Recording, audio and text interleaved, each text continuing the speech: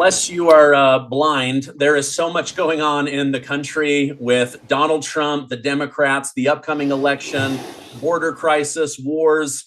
To help me understand all of it, I have Bill O'Reilly. Bill, thank you so much for coming on the show today. My pleasure, Stephen. Thanks for having me.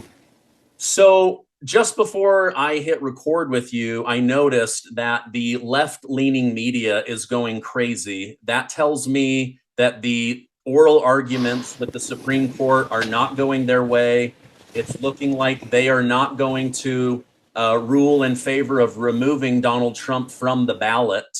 Did you ever see this as a serious threat to Donald Trump and his run for presidency, or what were your thoughts on this story? Well, as a historian slash journalist, I knew from the very beginning that the Supreme Court was not going to allow the state of Colorado or Maine or any other state to dictate who was going to be on the ballot, particularly because there's no legal basis to do so. Mr. Trump has not been convicted of insurrection or anything like that, not been convicted of anything. So you don't have the right as a state to say to the people of the United States, the other 49 states, we're not going to put your guy on the ballot because we don't like him. It's as simple as that. I'm a simple man, Stephen. And so probably going to be 9-0 or maybe 8-1. Sotomayor is always a wild card on the court. But Trump will be on the ballot come November. Okay. And do you think that this will be the end of it? Meaning Maine won't go forward, some of these other states that are still... No, they can't. They can't. They can't. Once a decision is made, it encompasses all states. Okay, interesting. Okay. And then this ruling that came out from this bench of 3 federal judges saying that Trump does not have immunity as a former sitting president. How dangerous is it for any sitting president or past president to not have immunity, to be able to do his or her job of running a 300 million person country that has wars and so many moving parts? What's your thoughts on that?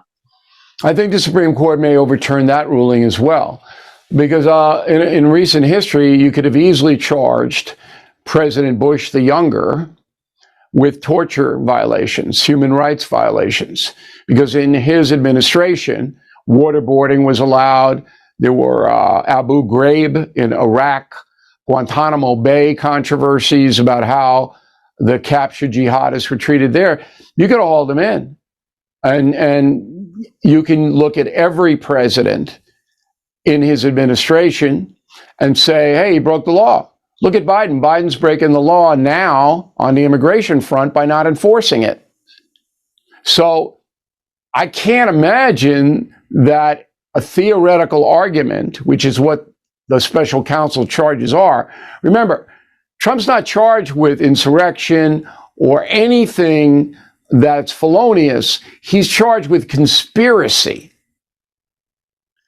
Anybody can be, you can be charged, I can be charged with conspiracy tomorrow if the feds want to. They can make up anything they want.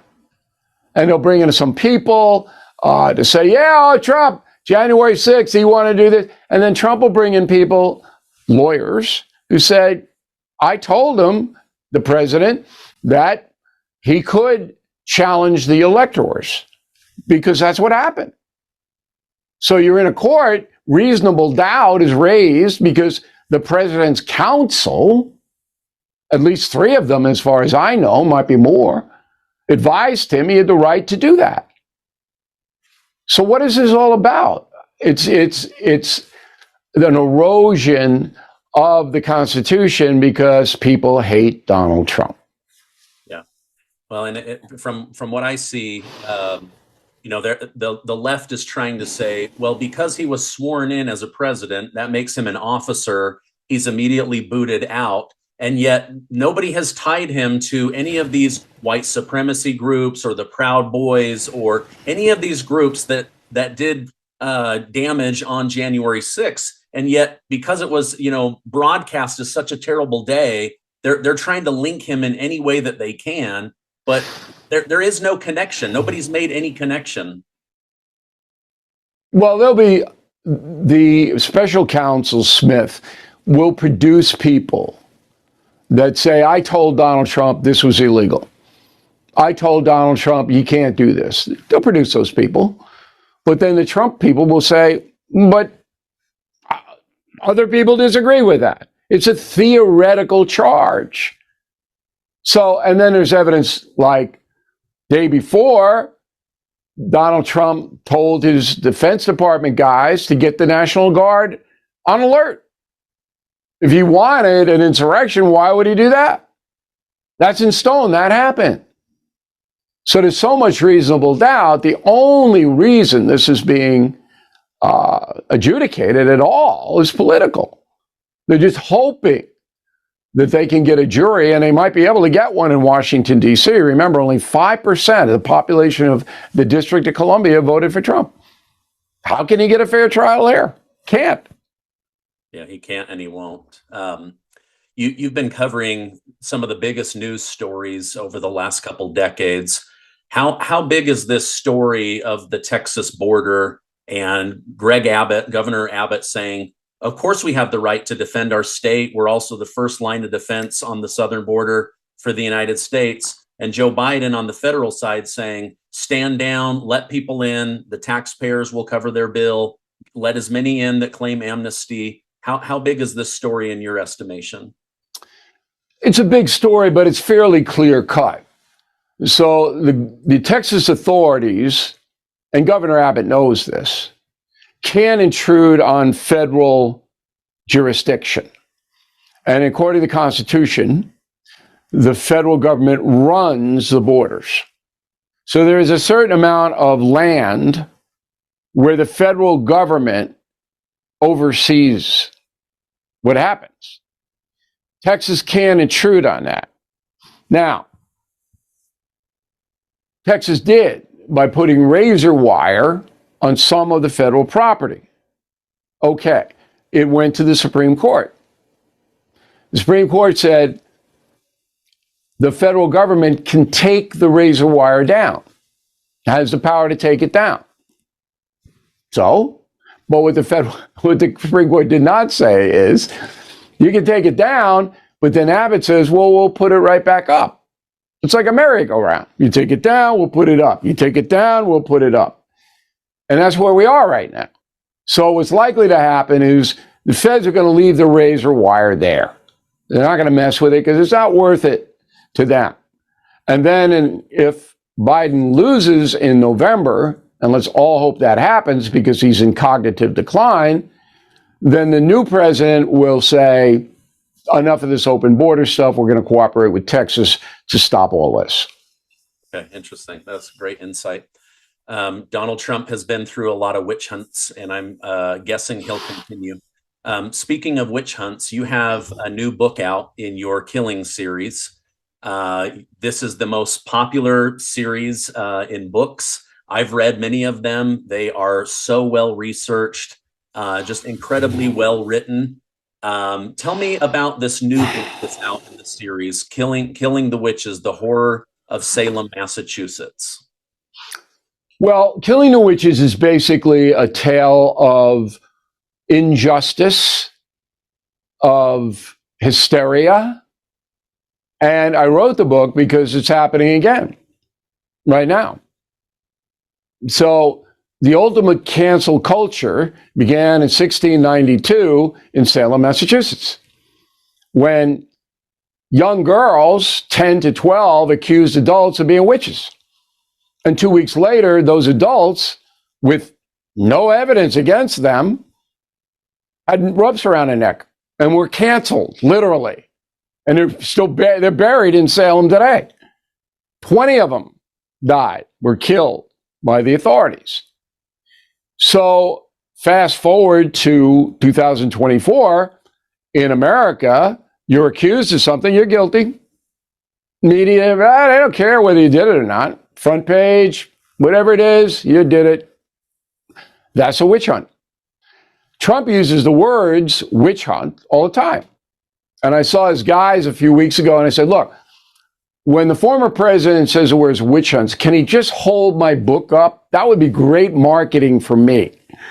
All right? Because Killing the Witches is historically fascinating. You really should know what happened in Massachusetts Bay, how the Pilgrims got here on the Mayflower, harrowing journey, why all this happened, and then how it influenced our Constitution, which it did, and then up to the present day, the witch hunt is back. And so that's why the book is a smash hit, sold more than 300,000 copies as we speak, and we're very happy with it. Oh my gosh, 300,000 copies? That's incredible. Yeah, in this day and age when nobody reads anymore, they're all on the dopey devices. That's a pretty good showing. Yeah, you may have to go on and read it on TikTok 60 seconds at a time to reach the. I know, it's insane. Insane. Oh, I like how you tied that into this cancel culture, because I believe cancel culture is so dangerous.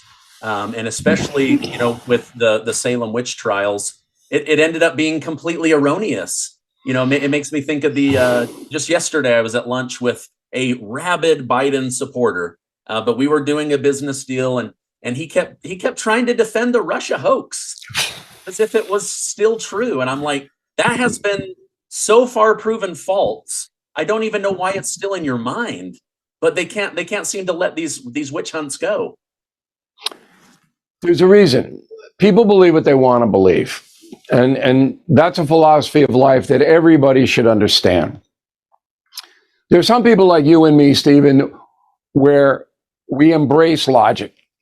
We have a conversation with people, listen to their points. They have a good point. Yeah, that's a good point. I mean, I have lots of liberal friends. I have conservative friends. I listen to what they have to say. If I think they're misguided, I tell them. And I always back it up. But most people aren't like that. They believe what they want to believe. And so your friend wants to believe that Joe Biden's a genius. All right? He's the greatest guy. And no matter what you do or say, he's not going to change his opinion. Probably because he hates Trump so much. That really was what's driving. Nobody's really voting for Joe Biden. And if you don't know he's in cognitive decline, which he is, you don't want to know, right? You're living a delusion. The man is dangerous because he cannot function mentally anymore at the level he needs to function at. And we prove that time and time and time again. Yeah, I mean, he proves it with each speech, and each time he tries to leave the speech and needs to be guided away. One thing that I wanted to better understand while I have you is with the witches in particular, was it just the opinion of the young people and the pointing of fingers, or was it the fact that these people were heavily religious in olden times, where the fear of ghosts or witches maybe overran their logic? What ultimately led to the people turning on these 20 individuals? It's an excellent question you're asking. So when the Pilgrims came over here, they weren't called Pilgrims then. It was only 100 years later when that came in. When the Puritans came over from England, they were in constant fear of their lives. Half of them died within a year. So 100 showed up, Plymouth, Massachusetts. 1 year out, half of them are dead because of the weather and Native Americans or whatever it may be. It was a constant fear. Some of them moved up north to Salem because it was free land and it was an easier for them to make a living, whatever it may be. The people who ran Salem were religious fanatics, and they controlled the population by saying, you don't know what I say. If you don't do what Cotton Mather, who was a Maine witch hunter, he was a reverend, you don't do what we say, you're going to hell. So hell and the devil was huge. And they were used as a control basis for the people. Do what we say. Because if you don't, you're under the influence of Satan. The children were so miserable because they couldn't dance, they couldn't sing, they couldn't be kids, they couldn't play, they had to go to church for 18 hours a day. It was crazy. That once they got on to this devil witches thing, it became exciting for them. And then if there were adults they didn't like, boom, he's a witch. She's a witch. They haunted me. They came in the night. And then there's these judges and ministers writing it all down, going, oh, yeah. But some of the things that we uncovered was if you were executed as being a witch, your property went to the judges. They got your property. So there was an economic motive for them to hang you. There's a lot of that stuff going on. Yeah. Oh my gosh. Well, I know from reading your other books that's not the only gem that people are going to uncover. No, every page you'll learn something you didn't know. Yeah. Oh, that's amazing. Okay, final question. I know we're limited on time. You mentioned that we need to get Biden out. He's in mental decline. Is Donald Trump, in your estimation, the best person to do that? Is he going to be the Republican nominee? Well, he'll be the nominee. I wouldn't say he's the best person. Donald Trump's demeanor hurts him in the country. No doubt about it. I mean, he should be 20 points ahead in the poll if you just compare how he governed in 4 years to how Biden's governed in 3. It's no comparison. There's none. Working class people in particular get killed by the Biden administration, whereas they prospered under Trump. But because he lacks discipline, Trump takes everything personally. I wrote a book on Trump called The United States of Trump, and then lashes out and spends an inordinate amount of time on personal beefs that he should rise above, I think. And I think if he did that, he could waltz back into the Oval Office. I've told him that. I've known Donald Trump for more than 30 years, but, you know, the old cliche is you march to a different drummer. I don't know where his drummer is, but it's different, that's for sure. Yeah.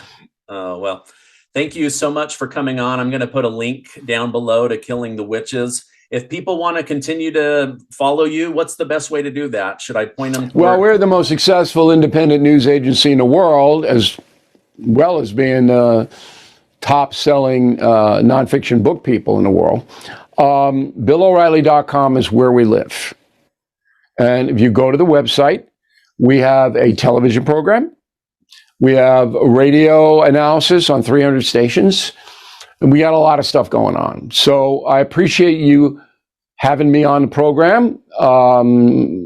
And we want to reach as many people as we can.